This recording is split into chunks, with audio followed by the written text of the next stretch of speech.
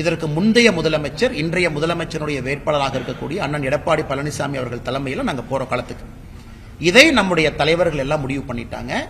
எதுக்கு பிரச்சாரம் நடந்தாச்சு, கீழே எங்க தொண்டர்கள் வீதி வீதியாக தெரு தெருவாக வேலை பார்க்கறாங்க. இன்னைக்கு விஜய் அவர்கள் எப்படினாங்கன்னா, நான் ஏற்கனவே சொன்னாங்கன்னா அவரை சும்மா நான் தேவையில்லாம ஒரு குற்றம் சுமத்த விரும்பல, அரசியலுக்கு வந்திருக்கிறாங்க பண்ணட்டும். ஆனா இன்னைக்கு பேசும் பொழுது அவருக்கு என்னன்னா மக்கள் கைத்தட்டணும், விசில் அடிக்கணும், அவங்க ஏதாச்சும் ஆரவாரமா பேசணும். அதற்காகத்தான் விஜய் அவர்களுடைய பேச்சு இருந்ததாகத்தான் நான் பார்க்கிறேன்.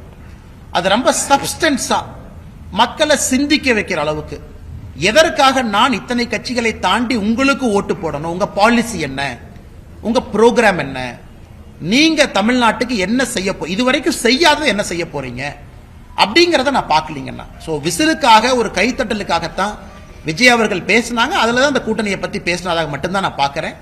அதுல ஒரு சப்ஸ்டன்ஸும் ஒரு டெப்த்தும் தமிழ்நாட்டு மக்களை சிந்திக்கக்கூடிய விதத்தில் இருந்ததா நான் பார்க்கல. அதனால அதை அப்படியே கடந்து நாம போயிடலாம். எல்லோருக்குமே தெரியும், 4 பேர் 4 சொல்லத்தான் செய்வாங்க. அதை பற்றி எங்களுக்கு கவலை இல்லை.